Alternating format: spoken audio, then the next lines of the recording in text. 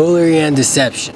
So, let me tell you. So, foolery is when you are a fool for the person who's deceiving you. Deception is when that person that is deceiving you is deceiving you. You get what I'm saying? Meaning that they're misleading you. They are making you believe this big lie or these lies, more than one lie, right? Making you believe all this stuff, and they are leading you on by saying to you things such as, when you catch them in a lie, they'll say, well, I told you that my words didn't have no value to you, or I told you that my words ain't mean nothing to you, right? They'll say things like that to, make you think, you get what I'm saying, that, that they got you. You know what I'm saying? Make you think that they got you. When really, they don't have you, but, they never gonna tell the truth, so they just gonna go ahead and say that because they think that that's what you want to hear. When really, all you want is the truth. So basically, foolery and deception, man, is when someone, like I said, deceives you, misleads you, and you're a fool for them. You're a fool for them because you're believing and doing exactly what they want.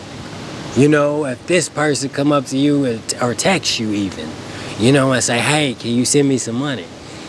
You go send them some money because right after that, it's going to be a lie that come with that.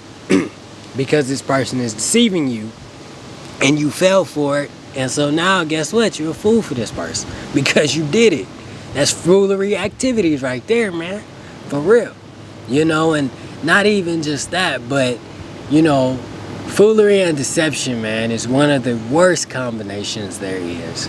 Because when you're a fool for the person who's deceiving you, you are so blinded and so caught up with that person that when that time comes for this person to be done with you, it will be so hurtful to you to the point where you will not know what to do because of the fact that this person has been deceiving you for so long, and you have allowed yourself to be a fool for this person for so long, when in reality you could have just paid attention to the signs that God was giving you and left the person alone the first time when he told you to step back from everything. When he told you to step away from everything, you could have just did that instead of ignoring him.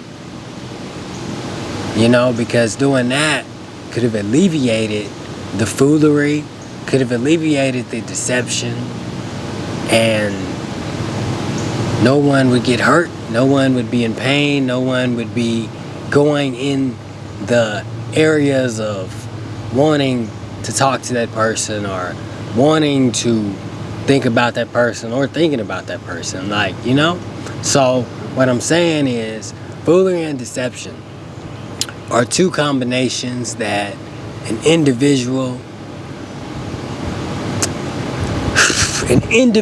can escape. Yes, those are two combinations. That's one big combination right there. One big thing. Foolery and deception. That's one thing that, yes, you can escape it, but it is going to be something that is avoidable, but that's also unavoidable too, because we're in life, right? You got spirits that are in people that are spirits of deception, that causes people to be fools for other people, that causes people to be deceived by other people. You get what I'm saying? So basically, you can escape it, you can get away from it, and you can avoid it by doing one thing, and that one thing is rebuking it.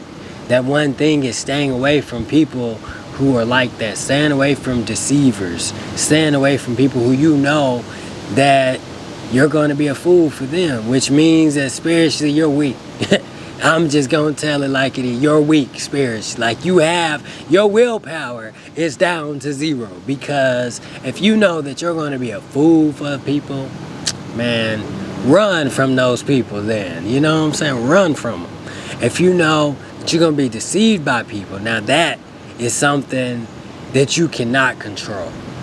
But you can control it. And what I mean is you can't control it. What I mean is, listen, you could talk to somebody and you could believe them, like, you know, first impressions are lasting impressions, right? You could talk to that person and you may think that this person is telling you the truth. And that's what I mean, is how that's something that you can't control, because this is the first impression of this person. So you're believing this person, right? Because you never met this person. So you think this person's telling the truth. Then later on, you see that that person deceived you. You get what I'm saying?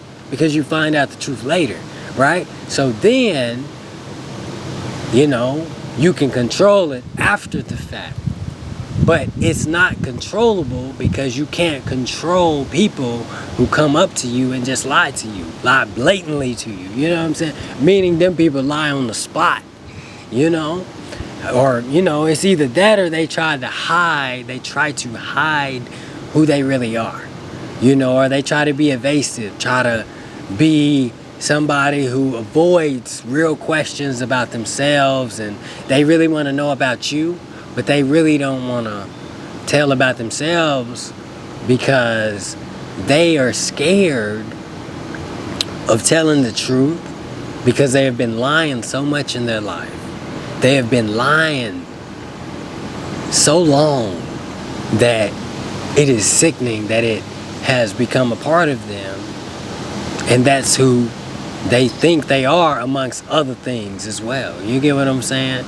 And so basically, in order to avoid foolery and deception, I would say pay attention to the people around you, pay attention to those who come up and talk to you, and make sure you intently listen to the words that are coming out of that individual's mouth.